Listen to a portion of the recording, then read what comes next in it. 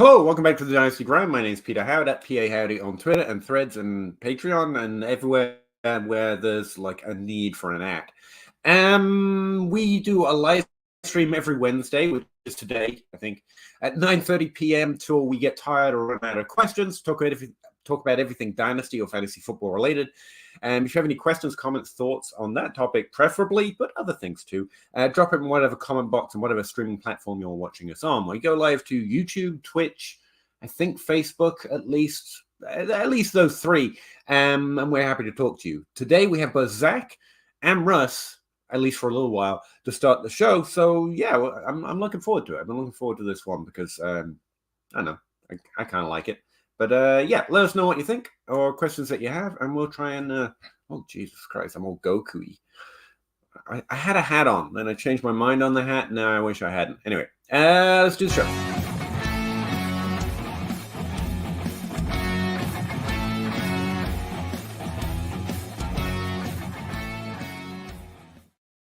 Russ, Zach, how's it going? Don't be ashamed of your Saiyan heritage, Peter. Hey man, I'm not so much ashamed as embarrassed, so that's different. I'm all Goku-y. All Goku. I know no one else with hair like that, or I would have made a better reference. How's it going? Did you see Travis's tweet? That was just a thing he made and shared in our DM, and I was like, I want to take credit for that, but I can't. So I just referenced it on my podcast, and then I woke up this morning and he was like, oh, by the way, I put that out and now it's viral. I was like, oh, cool. That's nice. Now everyone knows. I have no idea what you're talking about. He made an expected sack model, or how often quarterbacks should be getting sacked based on the situations they're in, the pressure rate, just to see who was doing well and poorly in the NFL right now. And Sam Howell sucks at sacks. Like, he's getting sacked way more than he should be, and based on the situation the offensive line's putting him in. So he made that model and he posted it, and that's been really popular today. Anyway, so Sam Howell, and to Travis's point, it doesn't mean Sam Howell's bad. Accuracy-wise, from my eyes, he seems to be doing pretty well. His completion percentage is closer to 70% than it is 60 most weeks. And he's only had 1 week like below 69%. Nice. Which was a 61%. But he's getting sacked too often, and we typically think that's a problem with the quarterback rather than anything else. They're the ones that own sack rates. It's a Fields problem. It's a Russell Wilson problem, and now it's a Howell problem. Apparently, some seem to improve. But the weird thing, though, to me, is on the good side of the sack problem is Mac Jones, is Baker Mayfield, is Kenny Pickett, and is Zach Wilson. Yeah, it's so not like one with talent. Yeah, it's not the end all be all, but it certainly doesn't. No. It doesn't help. It's an area with which we would hope he improved. In which, the most important thing is if you go to donorbox.org/goodness giveaway, you could win a Sam Howell signed jersey by donating to Fantasy Cares. That's exactly. And you don't even have to take a sack. Like, that will segue. You don't even have to take a sack. I will find you and tackle you if you want to. You want me to? Well, he does that. I would do that for you. He's very aggressive with his tackles too. Mr. Mole, hello. One of two, apparently, and he was in here at way longer than I've been, 6 o'clock. So thank you, Mr. Mole. After acquiring Hurts, which is a fantastic thing to do in trade, and Gibbs via draft, I thought I was competing with Pollard, Breece, and solid wide receiver corps. Probably looked good this week, didn't it? He's 0-5. I've got a lot of teams that are good that aren't doing very well. So I feel you're not good team. There you go. Sold Pollard in a trade, in trade discussions to move. Breece as well. I'd keep Breece. One good game, he's going to have some more, and he's one of those young, good, real talented guys. 2 firsts, JSN for Hall and a second. Is that enough? 2 firsts, probably early on 24. 24 and 25. Like I was in my DMs talking to someone who said, like, came back to me twice. Like, they said, I got offered a 24 and 25 first. They're looking to be mid-ish for Breece Hall. And I honestly was just like, no. Like, if they were both 24s and one of them felt early-ish, I would be pretty on it. But, like, 1 in 25 is just too far out. Yeah, but like adding JSN and just having to throw in a second, like we on the DLF trade show, we recorded it today. We talked about JSN, and I am putting 0 discount on that man's name because of the lack of usage right now, which is something that if you thought about it, you'd have saw coming. So I don't. I had a DM about him. I said I was going to dig into if there's anything more we can say about JSN, and honestly, I just haven't been able to get into it. Like I want to go look at rookies that had slower starts and like what we should expect for this season for him to be good. And he also had wrist surgery like a week before the season started, and they just that probably hurts. And they haven't been playing in 3 wide receiver sets, and we knew he was going to be the wide receiver 3. Like honestly, I don't hate this because you're getting JSN also, and as Zach has learned today, I'll throw in a second to get a deal done because Zach and I did a deal Zach sent me an offer and I showed it to everyone I knew because I was having trouble accepting it, and a lot of people were like, well, just counter and take out your second. I'm like, I don't give a shit about the second at this point. I mean, what's worse is I know Zach doesn't, and he probably wouldn't care if I took out the second, but I'm going to give it to him anyway because I don't want to go through that. I will throw in a second to get a deal done. So honestly, I'm good with this, but also I don't mind hanging on to Hall, especially if you think there's a chance he'll be good next year, because Breece is just going to keep getting better this year. We can't see his team, but he's got Hurts, Pollard, Breece, and well, he doesn't have Pollard anymore. So all we know is that he's Hurts and solid wide receivers, and we don't know what solid wide receivers mean. Anyway, but if you're selling, I think this is fine. The solid wide receivers are Metcalf, Olave, Aiyuk, Pittman. That's very good. I know this because Mr. Mole, I have a DM with Mr. Mole. So like I've been asked this specific question already. So I kind of cheated. I see. Is that his handle, or did I just say I've been talking to someone who with the same situation and that's actually him? Secret Squirrel. Yeah. He just said Secret Squirrel and Mr. Mole. Oh, I thought you were. No, yeah, I am talking to him too. Yeah, I like this so much better. He didn't bring this up in our DMs. I like this. I would do that. And that's what so this is exactly what I try to get for running backs. Usually it would be at the end of this year for Breece or at the end of next year for Breece. But if I can get 2 first and what I consider maybe JSN isn't proven yet, but I think he is a potential wide receiver prospect that is better than average in terms of prospects. So I get 2 kicks at the can to get a running back, plus I get a wide receiver that I think I can build with. I would rather it be 2 picks in the same draft. Like I would rather have an early and a mid in this next class, but like it is what it is.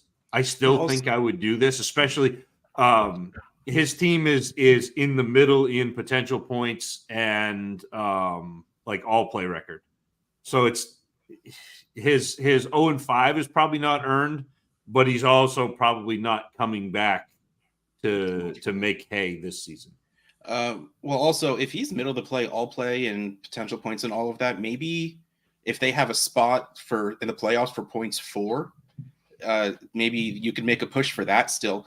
But also, like, you're calling this 24 pick early. Is that including the fact that he's going to have Breece Hall in their lineup soon? If you take this, like, if that's going to push them into the playoffs, because Breece Hall, we saw he's got his workload back. Like, there's no messing with it now. And he's not going to play Denver every week, but he's still very, very good, no matter what that team does. So, like, if that pushes them into being too good, that makes me like this a little less. But if they still seem like they don't have a playoff team, of course, they could still make more trades, but you can't trade on what might happen. I like this. I would do this just because 2 firsts is nice. Getting JSN is awesome. And all you're doing is adding a second, which, again, is absolutely nothing. Well, not absolutely nothing, but in this context is absolutely nothing. Well, I don't have a secret DM thread with Secret Squirrel or Mr. Mole, so I don't know my opinion. No. So he comes here for your take because he talks to us online. Right. So why don't you start talking, Peter, instead of just sitting there and not saying anything when he wants to hear what you have to say? not me or I Zach. don't feel like it. We talked to I don't him really plenty. feel like it. That's But mainly. You're sitting mainly here the- saying absolutely nothing this entire time, and he's waiting to hear what you have to say, and you're still not talking at this moment. You're just rubbing your eyes, scratching your nose, nothing, no words. Your mouth isn't moving. Proud of yourself right now. I really was. I was so happy how long I was going without pausing, and then you ruined it by asking me about it. Yep. I think this team sounds better than it is. I don't know what your draft capital situation looks like. All I'm going to say, there's a lot of win now players right now, and it feels like a year where it's pretty easy to buy into win now players. It might be a my league thing, and the other thing I've got. And this shouldn't matter because one player isn't another player. But after going on Rashad Bateman and Treylon Burks, kind of betting on a little bit of injury narrative, kind of betting a little bit of slow, explainable context, I'm just gun shy on it. And this doesn't work for Zach's process because he has more firm opinions on what is and isn't good. Whereas my, whatever it is, process of establishing that JSN is very, very good and he definitely should do very, very good things in the NFL. Also highlighted players like N'Keal Harry, and that Zach's didn't. I'm just trying to preempt Zach's pointing out that he is actually good. I can't know that. And if I'm going to stick to my gun-shy nature, then I have to include that in the range of outcomes. JSM just might be struggling in the NFL. It could be injury. It could continue to struggle, and it could be entire context situation. But that context could also continue, even if he is in fact good. And so I build that in. And all I'm thinking is that JSN is not proven yet. And so you're accepting a little bit of value on a building team. I think the trade's fine. This is definitely something I'd be happy to do. But just reading the room, as it were, based on the other wide receivers I've just heard you had and your other running backs, I'm like Kyron Williams, Alexander Madison, win now play. Josh Reynolds, startable, not top 12. Players this year that are really going to make a difference, like can get you to the players from here. It's week 5. Are not heavy dynasty value guys. Jalen Waddle, the buy lows aren't probably going to start scoring more points with dynasty value, the Jalen Waddles of the world. But the ones that are going to keep scoring or start scoring more don't have that dynasty shine. And so I know I would be tempted in exploring the other direction. Outside of that, if you're really, and you've already sold Pollard, so it's probably too far past that. This trade's fine. Yeah, I think this is probably the best you can do. But if I've got Hall, I kind of want to keep him and trying to win. But like Zach said, if that's your process, this is a way he builds his dynasty roster, so it neatly fits into the way his roster is constructed. Mine are often a little bit more different, so I might come up with a bit of a different answer. You can go either way with this team. That's all I'm saying. And I think this trade is very good. You should probably just accept it because that's the way you've already started moving your team. But I think there's another direction to go. You got to read your league on it a little bit. Can I spin this a little bit, Peter, too? Because even if you are hesitant on JSN, he's still right. Not hesitant. No. Hold on. That's fine. Like you can be hesitant. That's fine. But he's right now a top 20 wide receiver and a top 50 overall dynasty asset. Mm-hmm. So you could acquire him, and if you were hesitant on that profile after the first 5 games, you can turn around and trade him now. If that's not the piece that you want. I do want JSN still. That's what I'm saying. I'm just building it.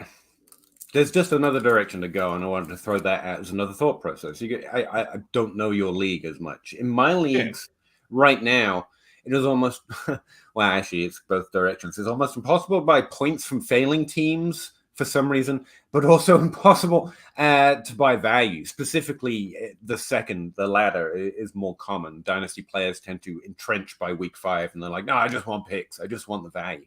And so some of those point scorers are a little easier to score. And if I have a fairly good team, I'm interested in chasing that. So I don't want to underrate a potential winning year just because it's not the direction that you would take on average or, in a safe league. So I just wanted to throw that out there. Yeah. I have no real firm takeaway. I got to dig into JSN more. But like I say, I'm a little gun shy on it. Those latent profiles are better players that should be doing better.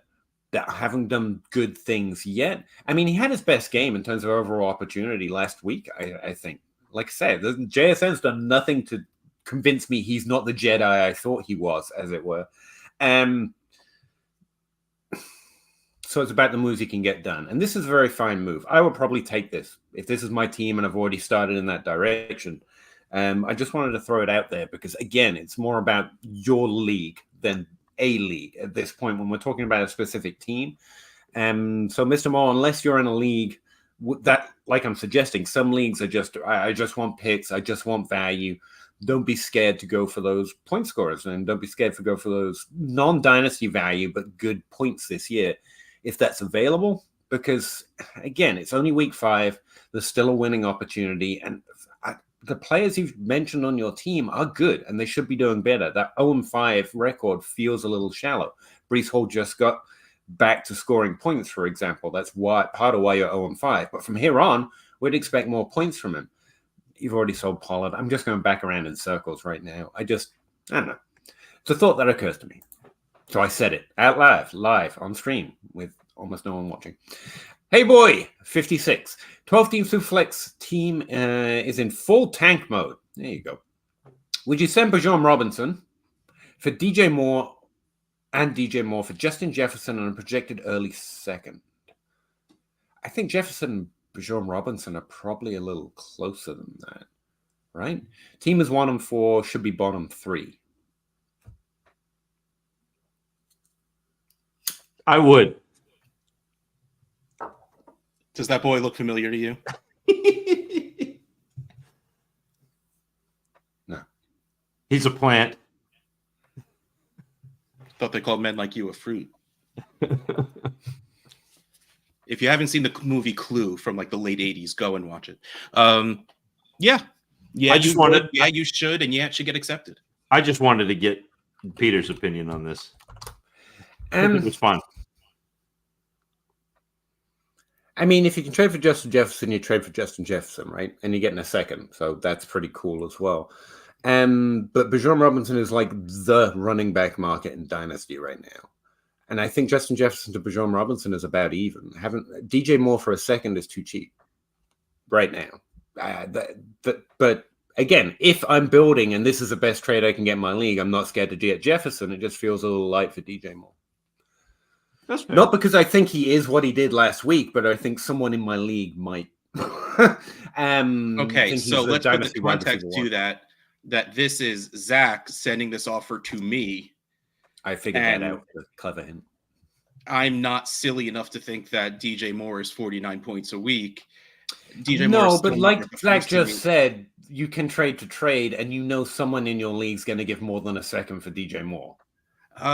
This isn't a trade addicts league. This is like a modified home league, so it's not the most active thing in the world.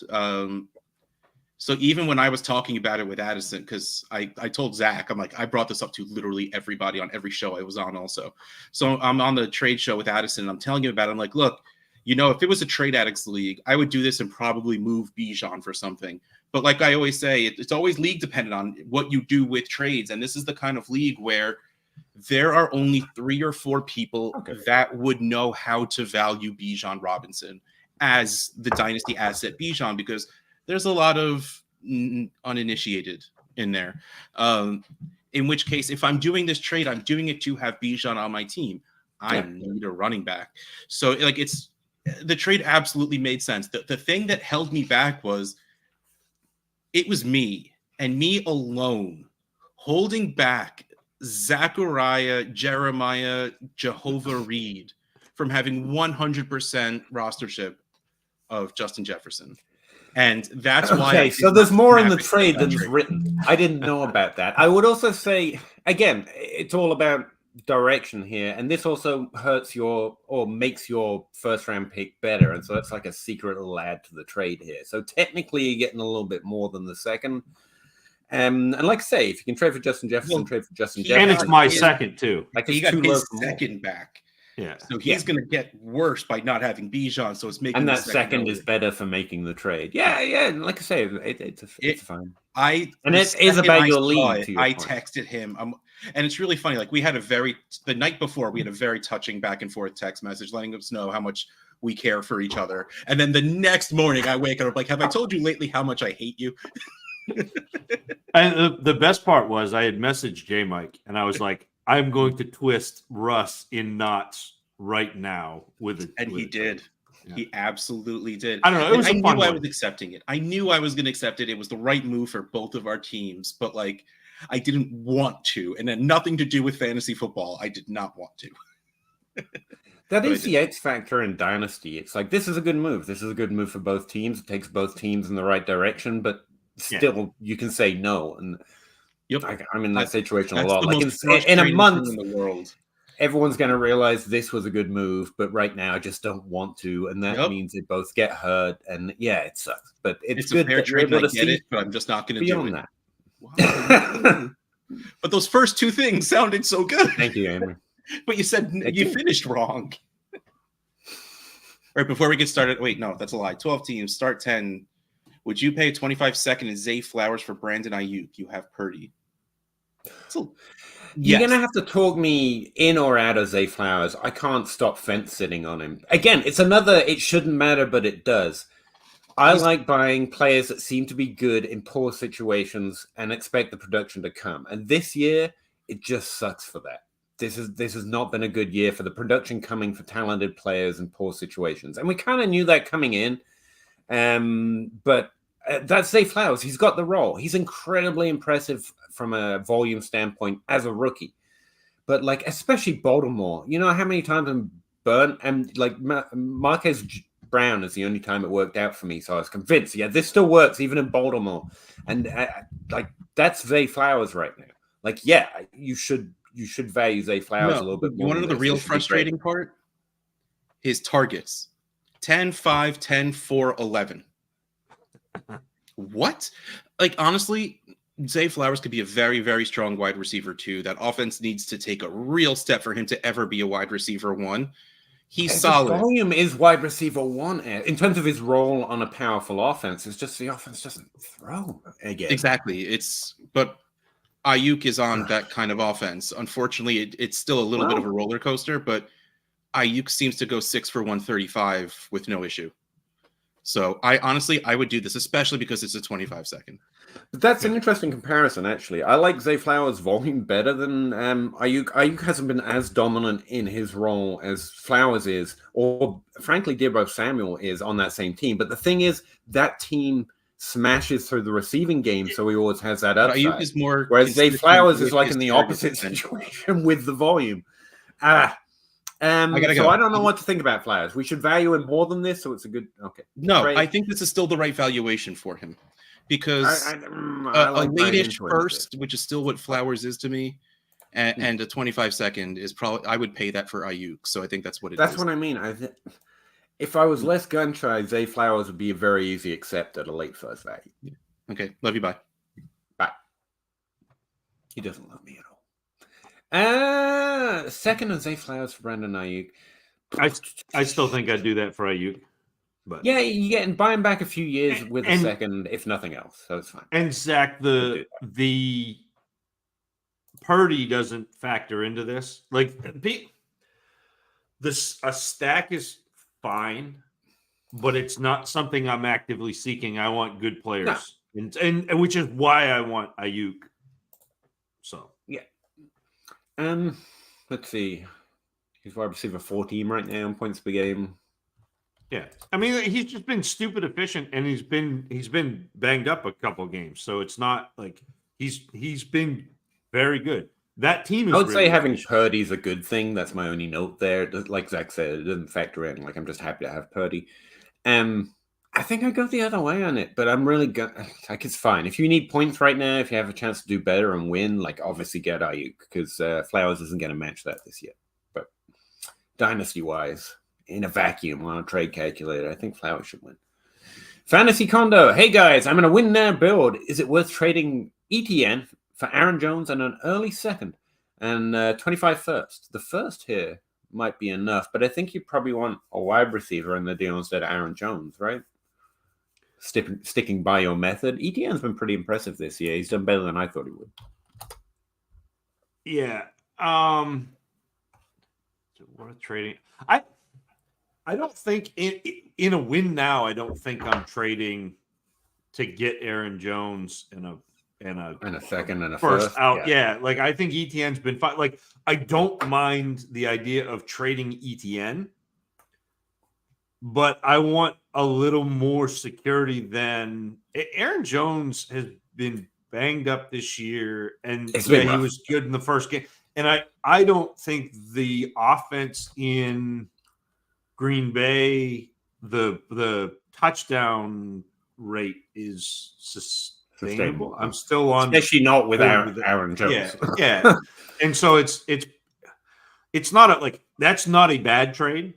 And if I was not in a win now, I think I would do that fairly easily. I would go get Aaron Jones and get the picks, and then see if I could flip Aaron Jones, or maybe all of a sudden I'm just as competitive with Aaron Jones, and that's fine. But like, there's a lot more for question marks with Aaron Jones, and I don't think you have the ability to flip Aaron Jones. I don't think he's worth much on his own, as opposed to ETN, who's obviously worth a bunch. He's worth a second when he's healthy. That's a wonderful thing about Aaron Jones. So where you're win now, I think me and Zach are on the same page here. I just keep ETN. It's fine. Yep. If you are less win, if you're in the 0-5 situation, I'd be like, yeah, sure. But where you're trying to win, no. Scribbles, do you all laugh when people say mid, late, or early 25 or 25? Yes. 25 or 24 or 20. Yes. Internally sometimes, but yeah, there's always a chuckle somewhere. How do they know? Especially 25. Like if we're talking 2 years out, like we're at a point now where you can kind of gauge. I mean, you're not going to be spot on, but you can kind of gauge like from 1 through 6 or 7 through 12. Like you can kind of gauge where those picks are, but like 2 years out, For example, over 60%, every position but wide receiver, the top 12 ranks are accurate since 2018 by week 5.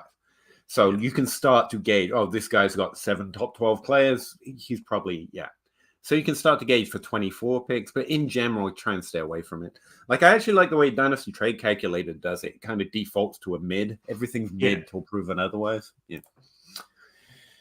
How, man? Hello. How many? How many what? Did I miss something? No, he's still going. It was a bad enter. Double D's. He's fat. What running backs are by now that have value for this year and next year in Superflex? Well, running backs are always a one-year proposition to me in general. And there are a few. There's Breece Hall, there's Bijan Robinson. I think they have longer-term value. Jonathan Taylor, maybe. But that's about it for Zach. And I wouldn't disagree with that. I did make a list for YouTube. I haven't done my YouTube video this week of running backs I think are in buy now windows. And part of me has to do a caveat here. There are some players that are in buy windows for competitive teams where you have to say, but if they don't start scoring, it's going to be really bad. That's Rachaad White and Dameon Pierce. They should be at least top 15 running backs more often on a weekly basis. But if they don't start scoring on their opportunities, they're going to lose the volume, because that's the way regression works. You can regress in volume instead of something else. I don't have my damn thing. Hang on. But those are two of the names. I also have tried on a very competitive roster Najee Harris just for pure volume. Maybe he gets me a running back 2 start every now and again. Because I just like Najee Harris in general. Not that that's a good thing to admit right now. Investing in Pittsburgh isn't great. But those are the names that come to me off the top of my head that I've already tried. Aaron Jones potentially, because hopefully he gets healthy by the end of the season. And if so, that you would have been happy to buy Aaron Jones at his current price, which is, like I say, normally just a second-round pick. And on a competitive team, you assume late, because you're allowed to make that assumption when you're trying to be competitive, because why not? But let's see. Running backs do touchdowns that are still ranked in the top 12 somehow in terms of volume. DeAndre Swift, I'm not sure what he did last week. I can't remember. Dallas is due touchdowns across the board. It's hard to argue Tony Pollard, but Swift and Pollard Josh Jacobs, but he had a good game since the last time I said that, so he might not be low anymore. James Cook is due a touchdown, but I don't think he's got a sniff of a chance of ever being top 12 regularly, so I'm not sure I'd suggest that. Cheap, like I said, Alexander Madison, I said that one name earlier. Do you think Khalil Herbert gets healthy again? Because with the loss of Roschon Johnson for a little while, if he stops being doubtful himself, he could be something. Maybe. But yeah, or Devontae Williams. But the running back one in Chicago is Fields until further notice. Whatever. Yeah. I mean, like Fields took like 35 or 40% of the rushing share last week. On the other side, and this is I was hoping to see it and I didn't see it yet, but Javonte Williams didn't take over that backfield yet. Jaleel McLaughlin has been doing perfectly fine. I would love a repeat of C.J. Anderson, don't get me wrong. But he does seem to be getting healthier and trending towards playing sooner rather than later. So I'm back in the maybe he can co-op more of that backfield. He was definitely the lead back, but it was way more of a committee than we needed. So if someone in your league has Javonte Williams, has struggled for the first few weeks because he had Javonte Williams, and you're actually winning now, you might be able to make a end of the season kind of play on Williams. Yeah, you know and I think that to me, Double D, is the real answer to this question is who knows who is going to have value for next year. So right now you're buying points. Right now you're buying, the way I would do it, and if you want to go after somebody like, maybe again with the injury, maybe Achane is a buy. Or to gain value again for next season. But like if you're talking about players that are going to have, and it also depends on what you mean for value. If you're talking value as in points value, somebody like David Montgomery is awesome because I think that role in Detroit has been pretty well proven out that he's going to get goal line looks. Jamal Williams got goal line looks last year. David Montgomery is just Jamal Williams in a little more talented package. And so like that type of player, I like Raheem Kyron Mostert. Williams. If you're looking for points in Miami, Mostert, right? Yeah, but if you want to go the other way, probably not next year. Like, if he's looking for multiple years but it's so hard to, and Peter's exactly right. It's literally Bijan Robinson and Breece Hall that I will be confident have value, all value. So points, but also the projected value of like Dynasty ADP and the community. There are only two running backs that I'm confident in. I would be confident in Christian McCaffrey, but A, you're not going to be able to acquire him because he's on the first place team in your league.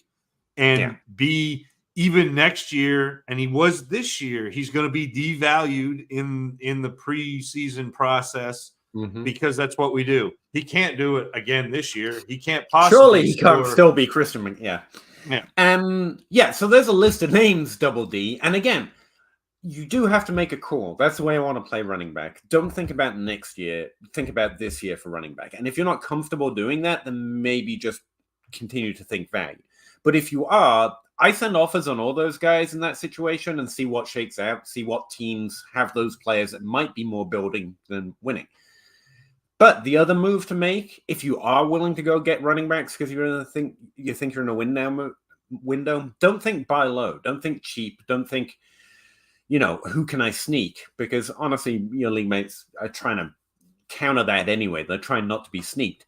Just go get Breece Hall after his good game. That guy definitely has value next year. And if you're a competitive guy, it doesn't matter that it's a running back. He's one of the two that we mentioned that maybe have value long-term, but it's just about this year.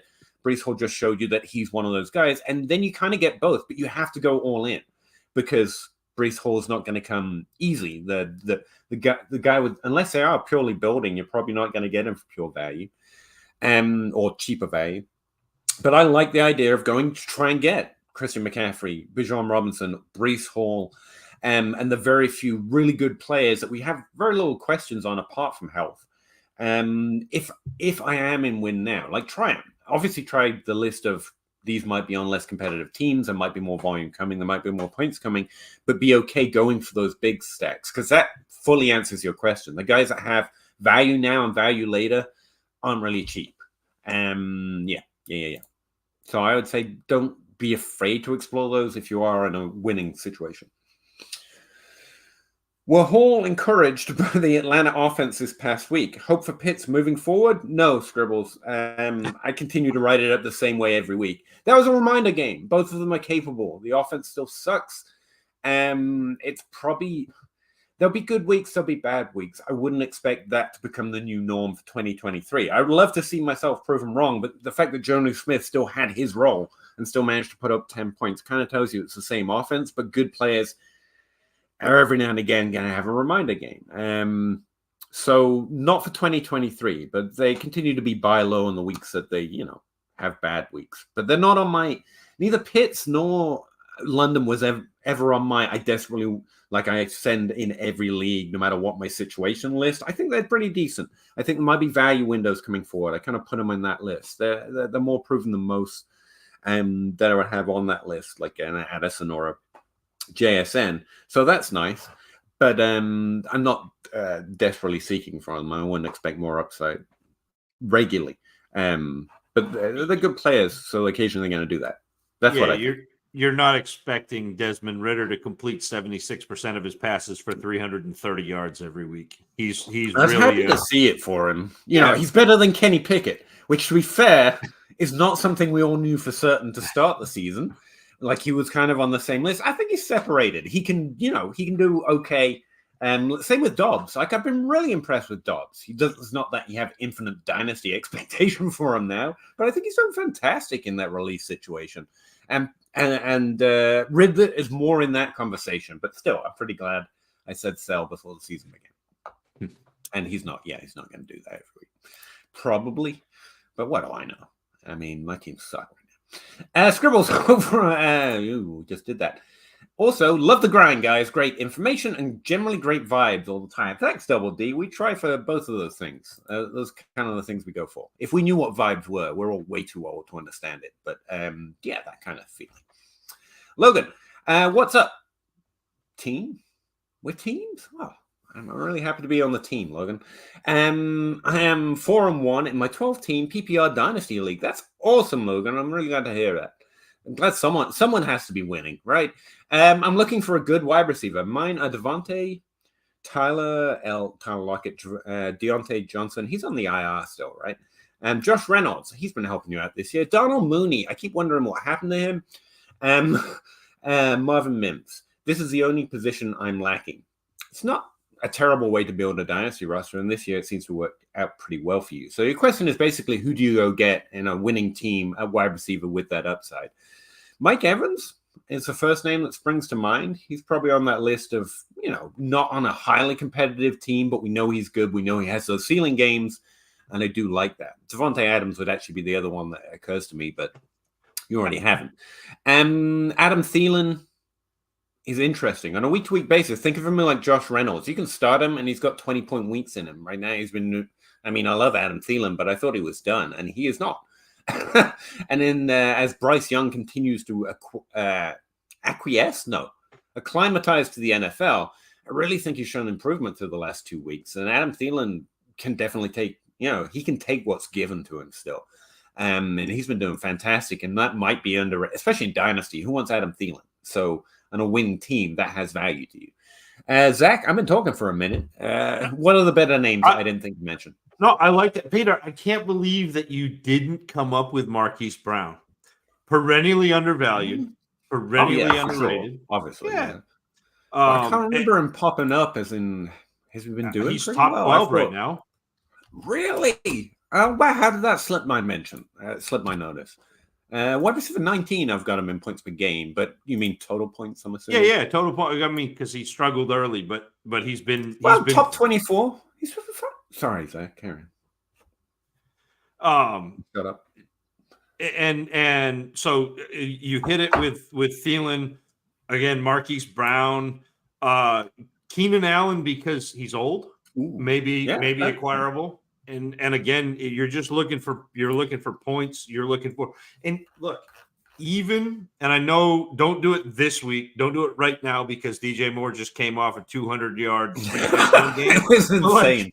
But DJ Moore ought to be acquirable, ought to be reasonably priced, and is young enough that not only do you get points for this year, but you have points going forward. So that's a nice pickup. I like your Mike Evans call. Aiyuk is another one we just talked about that may be acquirable.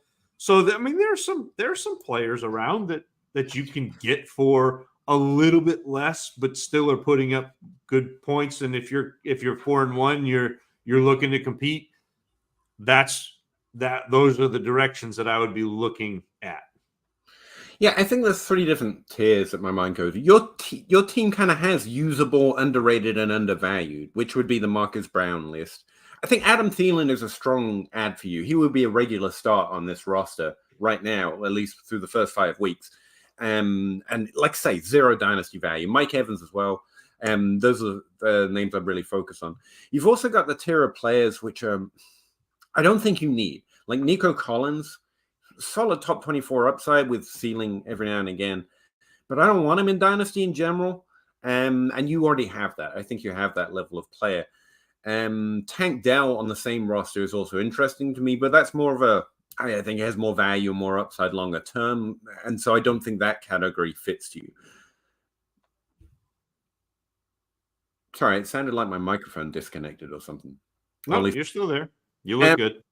So instead, my mind does go to those older players with more upside. So it's Mike Evans and Adam Thielen are really the 2 that stand out to me. I think they have higher weekly upside than you've currently got outside of Adams. Almost no dynasty value. Calvin Ridley, unfortunately, had a good game last week. That's the name I was suggesting last week. Well, and that's if you go to the next couple. Game. Oh, Michael Pittman was the name I was struggling to remember. I think you have that level of production right now, but last week he was the 2. He's still the 1 on the offense. Like, I love Josh Downs. Don't get me wrong. I will go all in on that take if and when. But right now, Pittman's still, just as he's always been, very good, very capable. He's still the leader in route percentage over there. He's still the team's wide receiver 1, even with Minshew. And so Pittman might be in a window for you right now. But again, I think you kind of have that level of production for this year. And so I'd probably go for those other ones first. I can't think of anyone else. Hopkins. He's got better weekly ceiling. Old, lesser value. He might be on the roster that's struggling right now. So he's another name. Michael Thomas is the name I suggested this week in my column. Again, I think those wide receivers should start scoring some more touchdowns, just in general. And Michael Thomas is obviously not Chris Olave in Dynasty, but he's easily splitting the routes. We've seen him have that upside as well. Quarterback position still a little sus. But yeah, Michael Thomas is another name I'd throw on that list too. Can you still hear me, Zach? Yes. I can't hear you. Cool. That's what's going wrong. All right, let me redo this. Okay, I think I'm back now. Okay, can Logan, you hear so me? there's some news. Yeah, I can hear you now. Yeah, okay, yeah. I thought you were just ignoring me, which... Whatever. No, sorry. I was trying to tell you that Logan had this next tweet had Calvin Ridley, Terry McLaurin, Marquise Brown, and Nico Collins as kind of options. So we've talked around most of this, Logan. I feel like we've done you a service anyway. I'll keep Ridley, McLaurin, and Marcus, but Nico and Terry are someone I will try to add something to try and get those older wide receivers with higher ceilings. Keenan Allen for Terry and something. A second probably isn't going to do it. 2 seconds, something like that. Because you're seeking that ceiling and you don't care about their age so much. So, yeah, those 2 I would include in packages to try and get that higher ceiling on a weekly basis. Hopkins, Michael Thomas, maybe, but definitely those other names we mentioned. Yeah. Mike Evans, DeAndre Hopkins, Keenan Allen. Thank you. Who do you guys like, not just based off this year, but future potential as well? In Dynasty, we kind of default to age. I mentioned that category where I think Tank Dell, Josh Downs, Jordan Addison, the rookies this year, I'm really interested in acquiring. Zay Flowers, like I was talking about earlier, I'm still a little hesitant on, but really tempting. And I was low on him coming in. Not low. I had him ranked well, but it wasn't the profile I was fawning over. But he's impressed me in terms of the volume he's taken over. So, yeah, he'd probably be on that list as well. Zach, any names for you? I mean, we just kind of talked through. Like, I think Marquise Brown is going to be, similar in value to what he is. Sorry. Waddle's got to be in a window, right? He's finished in the top 20 once, and that was last week. Yeah, that was his best week. Like, if you can get Waddle, talk about future value and upside. Again, I don't expect him to get back to his top 12 ways necessarily anytime soon. Wow, why not? I mean, especially with A-Chain out, because I was just going to say that. Yeah, maybe the offense changes and it gets So I take that back. So Waddle is definitely probably premium on that list, future value outside of those rookie players. I keep saying A-Chan. I'm avoiding saying the name because I know I'm not going to get that right. B-Dags, what are you guys doing, Jefferson, on a competitive team? That's a good question. If you're a competitive team, it's time to shop him, right? Because there are plenty, the names were just listed, and you can get a lot added on, but it's tough to sell Jefferson. I would rather, if I'm a competitive team, and if I can't make a trade like what Russ just did, where I added 2 pieces that are going to score points, what I would do is hold Jefferson. I would try to trade for a couple of those names, or a name or 2 that we just mentioned, like the Mike Evans, like the Keenan Allen. Look at your league, look at the teams in the bottom half of your league and see what players they have that are aging veterans that fit that archetype of high points players. Diggs, maybe not. You may not be able to go get Diggs because Diggs probably the price tag is a little higher, but Keenan Allen, Thielen, Marquise Brown, even Devontae Adams, Mike Evans. Like, I'm trying to add one of those players who is old, according to Dynasty, where I don't have to give up Jefferson, but I can replace most of his points and stay competitive. And then he's potentially returns this year, and all of a sudden you're starting. I mean, it's a hamstring. No. Like, you don't know. Like, we don't know. So he's going to be gone. Comments definitely angled in the direction of we're just going to keep him healthy no matter what. But you really can't listen to that. So Zach's right. Well, I mean, he's going to be out 4 weeks because that's what the physically unable to perform list is. And beyond that, we don't know. I mean, Cooper Kupp had the had a hamstring injury, came back, played in the preseason, injured it again, was on the pup, was out 4 weeks, 5 weeks, came back. So you don't know. It's player specific, but if you can replace his points without trading him, and I think you can. I think there are players that you can find that are reasonable to acquire, and then have the potential to reinsert him in your lineup headed into the playoffs. All of a sudden, you have made your competitive team really competitive. With a move that you made in week 6, as opposed to and don't not shop him. Like, you can shop Justin Jefferson, but if you can get you got to get a sweetheart deal. I was going to say, I like your 2 directions here. Either try and go get Bijan Robinson plus a startable wide receiver, or try and go and get one of those older guys that we were just talking about without trading Jefferson. I think that's good. And to the power of 4, what are your thoughts on scooping up value you don't, quote-unquote, need? You need all value. I just bought Jordan Love in Superflex for a 24-second, projected to be the 211. Don't need or like Love. Well, not personally, but he's my QB5. But at that price, I would say this goes to hoarding value is perfectly fine, and I will do it at every opportunity. But you have to play your league a little bit. Like, if the reason you have 5 good QBs is because your league doesn't value it, then that's a little bit of a different proposition. But then, you can play QBX, I guess, if that's your speed. And with John Hogue, and this would be... But this is one where, let's fast forward to 2024. And let's say there are 3 quarterbacks taken in the first round of the NFL draft. all of a sudden those 3 quarterbacks are gone in the first round of your rookie draft. Yeah. And you say, oh, by the way, I have Jordan Love, who is a starting quarterback in Green Bay. I'll give you Jordan Love for the 107 or 108, whatever. Right. That could end up being a potential move. You're absolutely right. It's league specific, league dependent, but not a you have to strategy. adjust a little bit, is all I'm saying. Because outside of that, yeah, hoard value's good. As long as it actually has value. Maybe that's what I'm saying. In your league, if it doesn't have value, then it's not really value. So bit of a needless point, but I that's basically all I do. I say things that don't need to be saying. Scribbles, Bijan or Addison and Addison. Bijan and Addison or Breece, Puka, and Marvin Mims. Don't ask me to value Puka. I should. I've moved on up in my ranks where he belongs, which is really, really high. But I think I just want Bijan Robinson and Jordan Addison. That's where I'm at. Still. Yeah. Yeah. Oh, would you change it? Yeah. I'm bitter. I'm a bitter. Bijan and Addison. Yeah. Mystic Flame, 12-team Dynasty. Yeah, no. 12-team Dynasty Superflex Start 11. Traded Fields and Monty for Lawrence. Traded A-Chain and Christian Watson. Good deal. For Devontae Smith and Kyler. I actually really do like that trade. Also, Kenneth Walker for Condre and a first. I think that's a little low on Walker, but it's fine. Now I have 324 first. Nice job.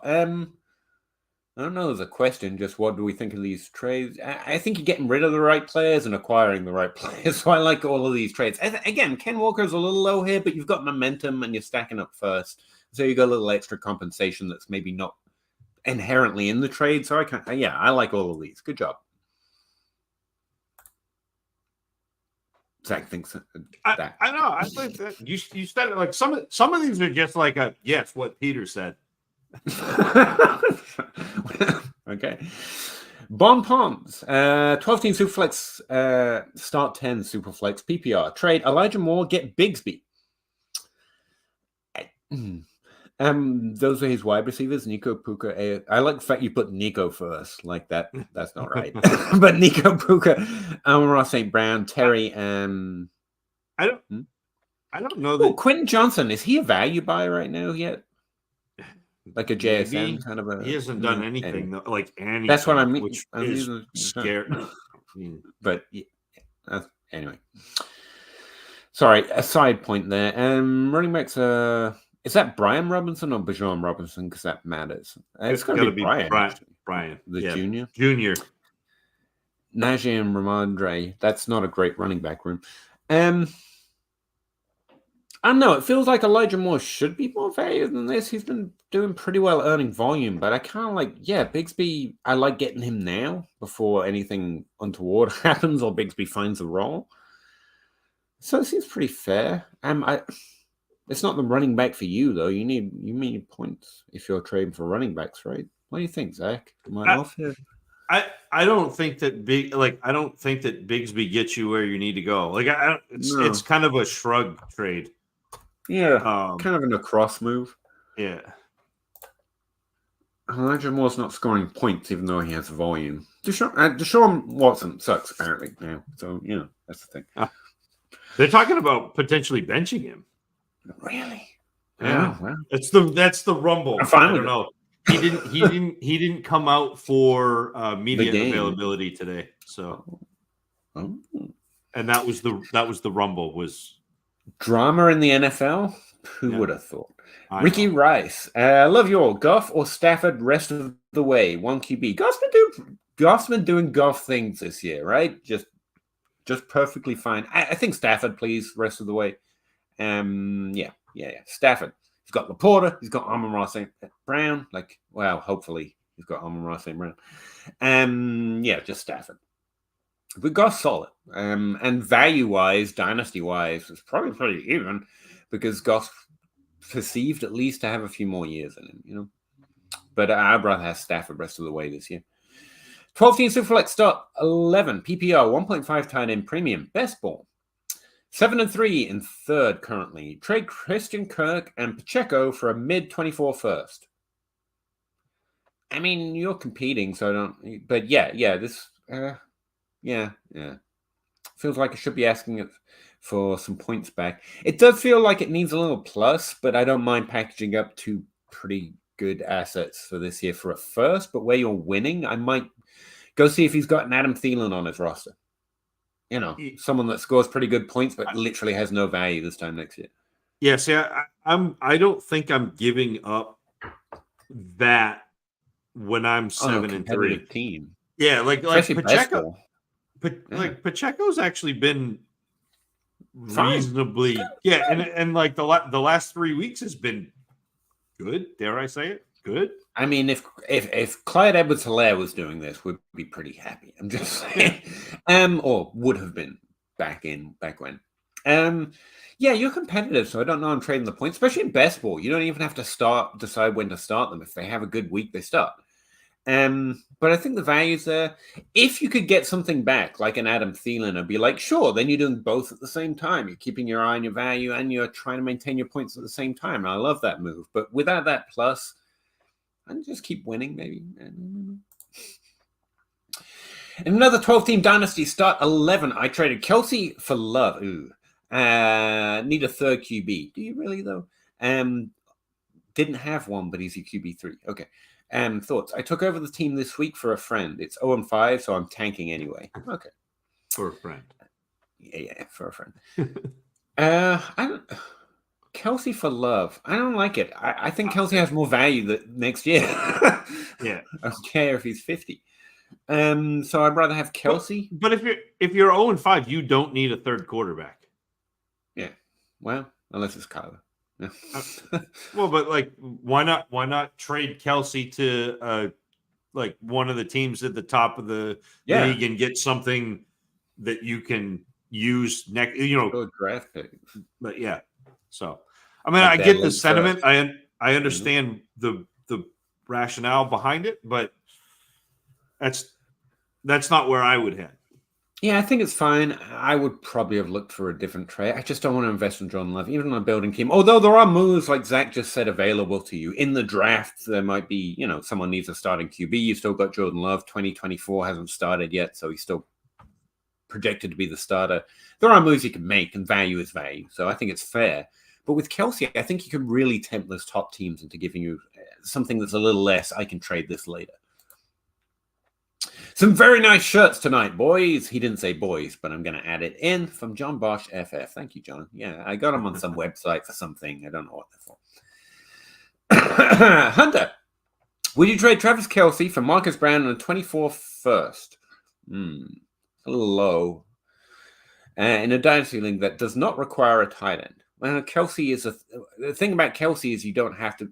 He's still startable without a tight end position. Like he's the one. And Mark Andrews and Sam Laporta now, apparently. Projected pick would be a top 4 to 10 in a 10-team league. In a league that doesn't require a tight end, though. Yeah, that's that's fine. Then yes, I'd trade Kelsey in that league and not think twice about it. Yeah, you don't. No, so there's no advantage. There's no positional advantage there because you don't need that position. Especially if you feel pretty confident this is a top 4 pick. Yeah, I get it. Scott Honecker, 12-team, start 10, 1 QB. That's his roster. Is this just what do you think? Is he a contender or pretender? Not a lot of trades in this league. Tried to get Connor, Najee. Good job you didn't.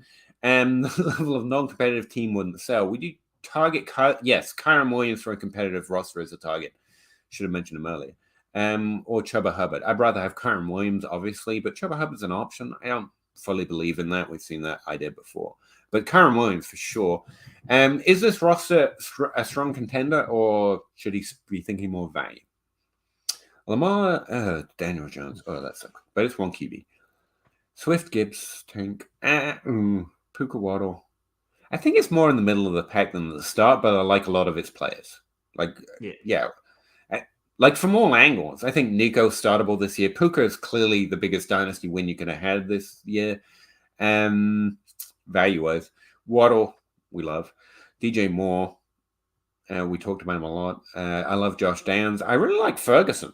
kind of underrated secondary tight end breakout. I like it. And you've got plenty to trade here. Kincaid still carries his draft capital. Gibbs is still going to have interest.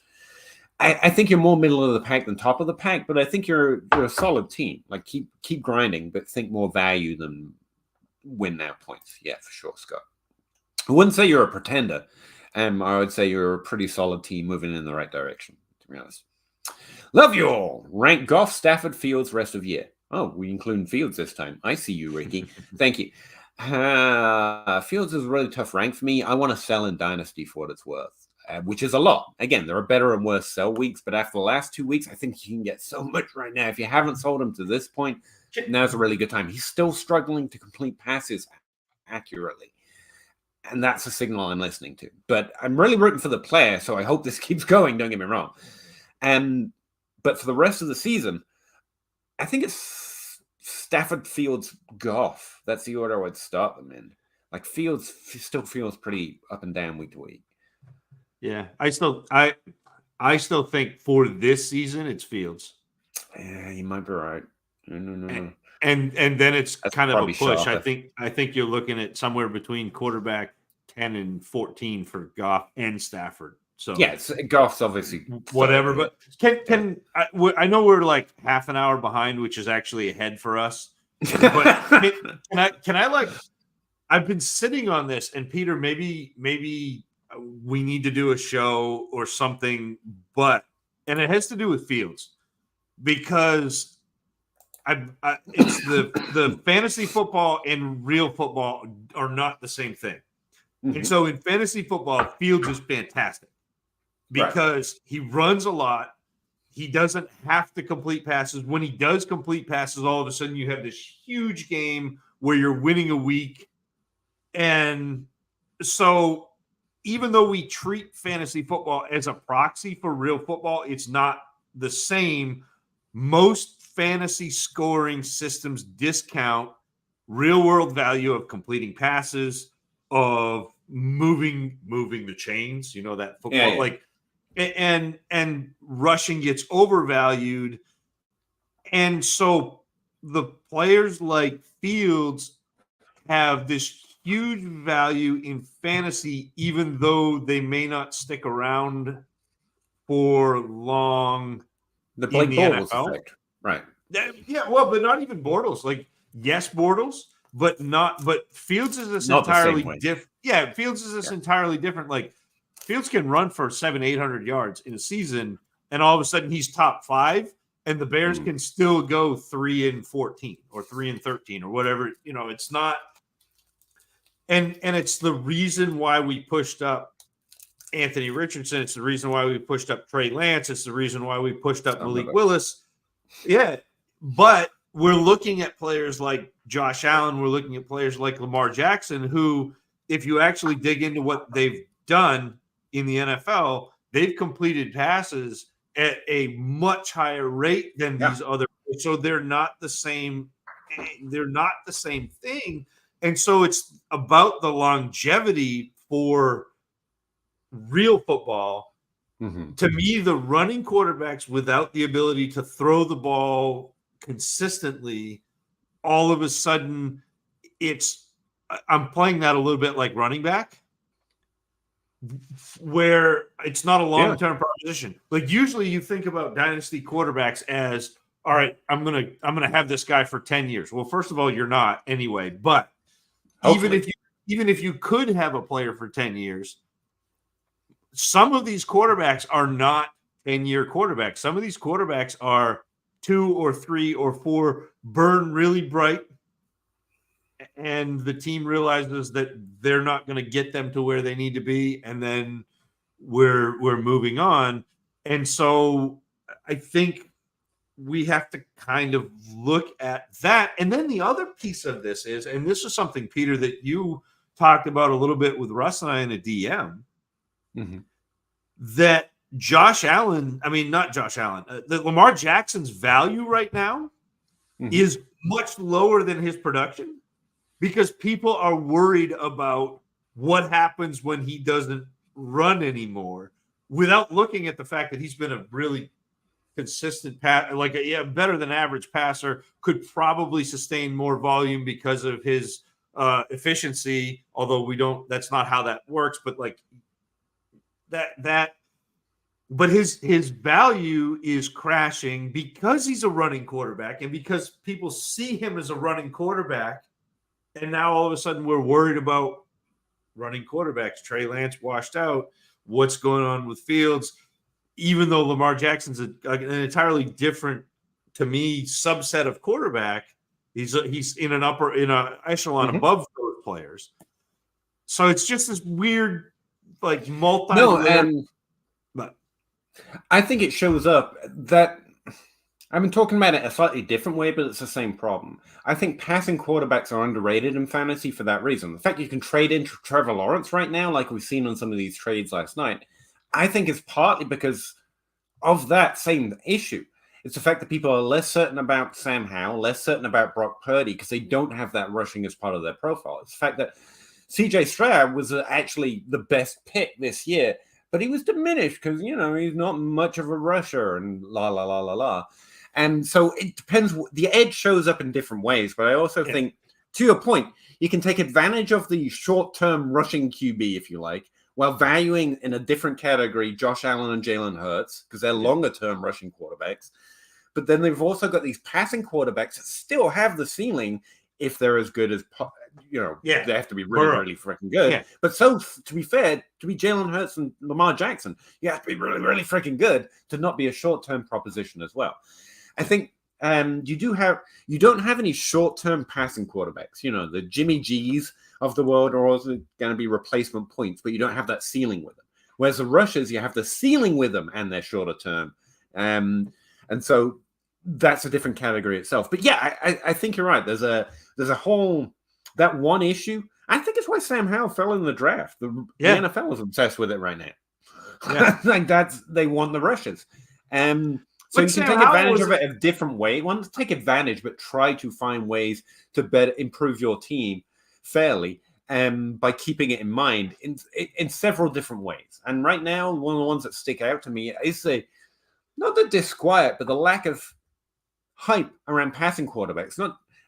Joe Burrow just got back to being Joe Burrow, but I think a number of things contribute to it in the diaspora or the underlying thought process of a dynasty where, Patrick Mahomes is scoring slightly less than we're typically used to this year. Not that he's part of this, but I think that adds into Joe Burrow going off to a slow start and Trevor Lawrence still being good, but not, putting up 40 points every week.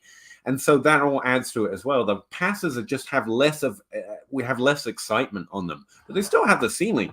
Again, as several of them are showing this year. So yeah, I think you can take advantage of a whole bunch of different ways. And it's a really important area in Dynasty right now because of all those different areas that you can fairly try to use. I'm trying to get away from using the word exploit because that feels like someone else is making a mistake. When to your point, they're not. If you go get a Jordan Love or Justin Fields right now as points getters, makes perfect sense. Go win, but you have to be doing it with the right direction in mind. This is a short-term play. This is a long-term play. I think that's a good point. Yeah. Sorry, I don't mean to go all like crossroads on you, but it's I like talking about fantasy football. I've been wanting to have this discussion for 2 weeks now, and we should do podcasts or something so we can do that kind of thing. That'd be a good fantastic idea. I'm going to write that down. Would you trade a first for Kyren Williams on a roster trying to win? I think a first is too much. The reason I'm interested in Kyren Williams or Madison or Dameon Pierce for a points-getting team is because they shouldn't carry that level of volume. Now, again, if you're winning, hopefully that's a late first, but I'm trying to do something else to get Kyren. I want something else back with a first, and they should be able to give you more points, especially if they're trading for value, because they're giving away Kyren Williams, they're looking for a first. Who else? Again, and not to continue to default to Josh Reynolds and Adam Thielen, but can I get more points for this? Because this is a first-round pick at the end of the day. So I want something else, or I want to not trade my first. But it's the right kind of value. A late first could seriously have that level of point value for you this season, but it's just this season. So try and scoop a little more points. They should be less interested in their points. So hopefully they've got something else they can add to that. A Ferguson. I've added a Ferguson, or you can even go a different way I've added Greg DeLuch to a few trades. Again, not this year points, but maybe a little bit more value just to balance a trade that is a little disquieting because Kyren Williams probably doesn't have value by the time the season finishes. So go looking for those kind of players on their roster. Either future value and injured or more points this season, please, because a first is a little heavy. Flowsaurus, welcome back. 1 PPR, are you starting Jaleel? Oh, I didn't do my projections. That's what I've been forgetting. Thank you. Jaleel DeMarcado, Hunt, Foreman, leaning Jaleel, but he's at Kansas City while DeMarco is against Rams. Again, I just realized I haven't done my projections yet. Sorry. But I think Jaleel will probably get the edge here just because we've seen him do something so far. And so projections going to be a little more hesitant on DeMarcado so far. Yeah. I'll get those out tonight. I don't do projections, but I would lean toward McLaughlin. All right. And he makes start decisions all the time. That counts. Mark Oxlund, 12-team, 1 QB, start 8. I'm competing, but was offered Jefferson for Diggs. Should I take it? How competing are you? In general, yes. Take Jefferson. But like, if you really have a chance to win, I don't want to underrate that. And the start 8, Diggs is one of those fellas. So yes, take Jefferson in a vacuum, but really honestly consider, can I win this year? Because you don't want to give that up, man. I mean, this is another one of those where, like, I would go poke around while I'm contemplating this and see if I can get Keenan Allen. Yeah. Because if I can and I can get Jefferson, then you replace most of Diggs with Keenan Allen, and then you have Justin Jefferson. Like, it's if I'm competitive, I want to stay competitive while adding Justin Jefferson. I would much rather have Justin Jefferson on my roster than Stephon Diggs, because points wise, for when Jefferson is healthy, he and Diggs are a push, and Jefferson is a younger, better player. But if you're competing now, you need to be able to absorb what giving up Diggs means. So again, it's go look and see if I can find a player who is older, who is a little less to acquire, and make multiple trades to acquire Jefferson, but also acquire somebody to keep you competing, because if you lose Diggs, you're not as competitive as you were. I mean, Diggs is like 24 points a game right now. How long's Devin A-Chain out for? I don't know that. I don't think they know that. Sorry. I immediately went and looked up Keenan Allen in my one competitive league to see what I could do. You convinced me, Zach. That's the important thing. Toronto Dave, party hat guy. Appreciate you, Dave. Hey, Dave. Quinn, I have a 12-team start 8 that's transitioning to Superflex. Well, that's fun. No, I really like Superflex league, so that makes sense to me. Questions. I have a 12 with his team has Kirk, A-Rich, Bijan, Tony Pollard, Swift, Miles Sanders, Madison, Diggs, this roster. It'd be, what should I do to win this year? Okay. Well, it's not yet a super flex, so that's good to know.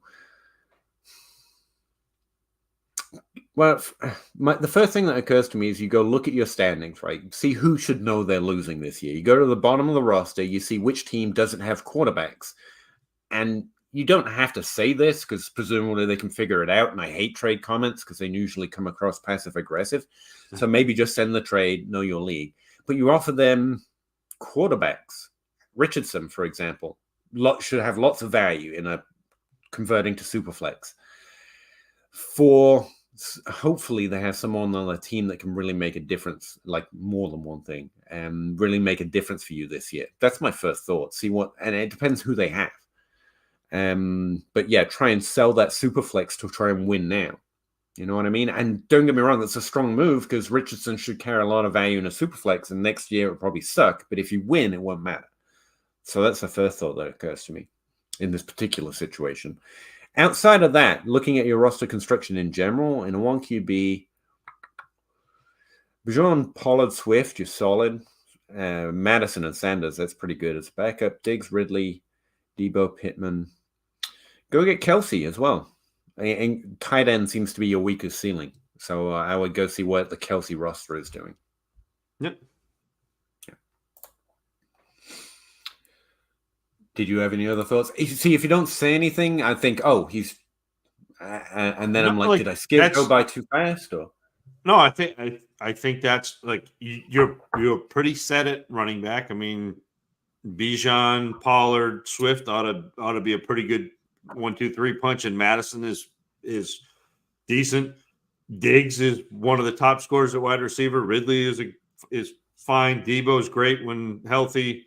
Pittman as your 4 is fantastic. So yeah, it's go attack tight end, or also go attack quarterback and see if you can find, like, if there is a team who is willing to part with a top scoring quarterback, well, they're not looking forward to the super flex, like, try to do that too. But who knows, like, you're probably not getting a quarterback if everybody knows that we're transitioning to super flex. But right.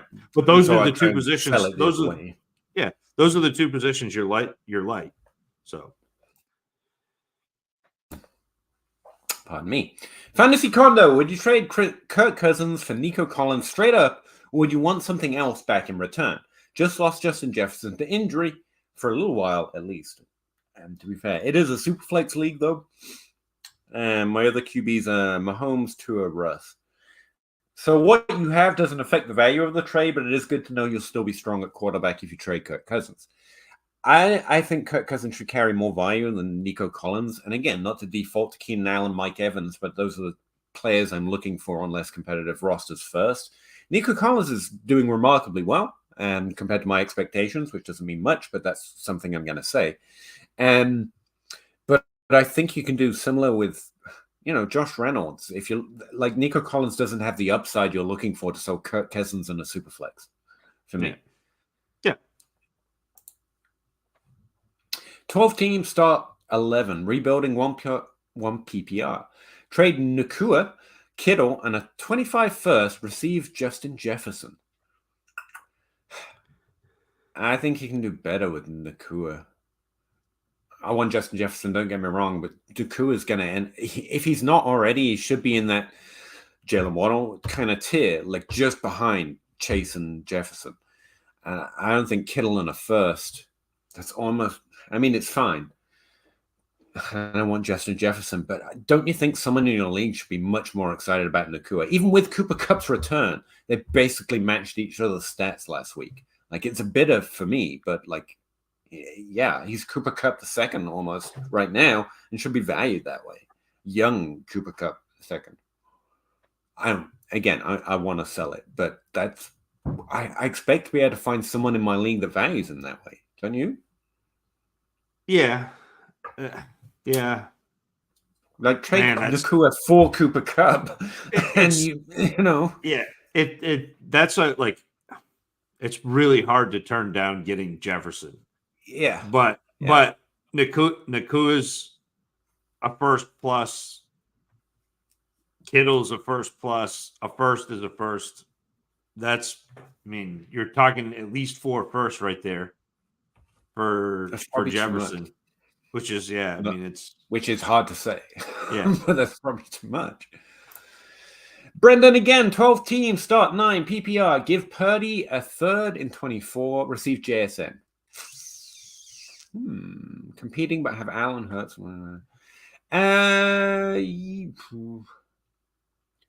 Didn't say super flex, but I'm assuming. I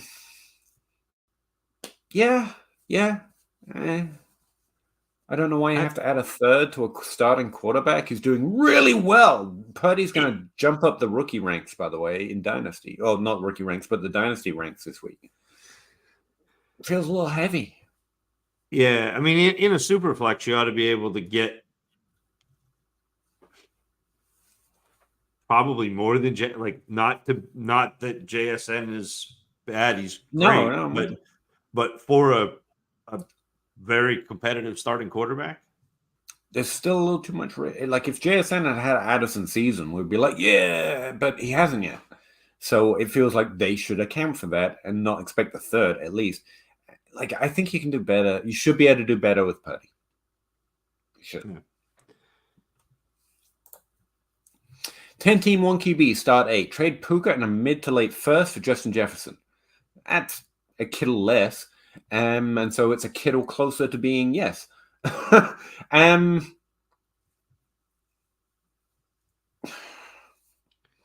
want Justin Jefferson, and this trade's fine. So yes.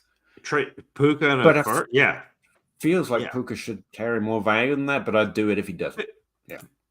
I mean, that's giving Puka 2 and a little bit first. Yeah. Like I want Jefferson. As much like Puka's great, fine, but Jefferson on that one. I'm defaulting to saying young Cooper Kupp in my head. It's easier. He's not, I know, but so Jose or Jose? I can't remember the difference in the spelling of those. Jose, okay. 12-man PPR. Should I improve my team trading Mahomes and Zay Flowers for DJ Moore? What? I have Kupp, Keenan Allen, and wide receivers with Purdy to replace it. I don't know. No. I don't think it improves your team. No. Do not do that, Jose. The difference between Mahomes and Purdy is greater than the difference between Flowers and DJ Moore. By a significant amount. Yeah, I don't think this improves you enough. No. Although last week was spectacular, don't get me wrong. Frank C, 12-team 1 QB PPR. What are you guys doing with Kincaid? Good question. I have Laporta. Thanks for the time. Well, you have Laporta, so he's free to trade. I mean, if you can get anything like a first in value for Kincaid, not that it has to be a first, but he is valued like a first in the trade. Yeah, do that. He's a tight end, man. Yeah. You guys are you guys saying Jaleel over to Marcado? Yes, even though Javonte is supposedly going to play. That's a good point. Javonte might start this week. He is trending there. But right now, at this point in the week, that's where I'm at. It might change by the time we get to the end of the week. Mike Oxon, 12-team 1 QB, start 8. Rebuilding. I want to move off of ETN. Okay. What would you be looking to sell him for? Multiple firsts in value. Like for a competitive roster, especially because he's young and his Dynasty, should freaking adore ETN right now. You should be able to write almost your own ticket, Go see what the Justin Jefferson's owner is doing, See if you can add a first to ETN and get Justin Jefferson. That sounds pretty spectacular to me. 10-team Superflex, or Amon-Ra St. Brown straight. He's also injured. 10-team Superflex start 8. Half-point PPR, 2 to 3 with Mahomes, and this is his roster. Trade Gibbs and Quentin Johnson for a mid to late 20. Gibbs, no. Both of them are worth a first plus each. So getting a single one back, no. Yeah. No. I get that you're disappointed in Gibbs and Quentin Johnston so far. Yeah. Sure. But Gibbs is exactly kind of what we thought he would be. And Quentin Johnston is a rookie wide receiver. Let's give him some time to develop. Yeah, that's exactly right. Again, I don't think either of them have decreased in value. Disappointed though you may be, Gibbs should be higher in value because we actually saw him. He's acclimatizing to the NFL in a role that was well within his range of outcomes. So I think that should be what we expect moving forward. So he should be worth more than what he was drafted at. And he was drafted, even in a Superflex, as a top 5, top 6 max pick. So he should be worth more than that now. And adding Quentin Johnson to him to get a mid first next year, maybe. No, this is, I hate this valuation. Yeah, don't do that. Be patient. Yeah, I was just trying to string it out. That's actually our last one. It's 11 p.m. We're less popular than we used to be, I guess. I don't know. That happens, I guess. It's because they didn't do my projection, and everyone's like, "We hate you now." So. Well, but you can go do your projections now, Peter. Peter, we're there. I mean, I guess look over there. See you next week, guys. Thanks very much.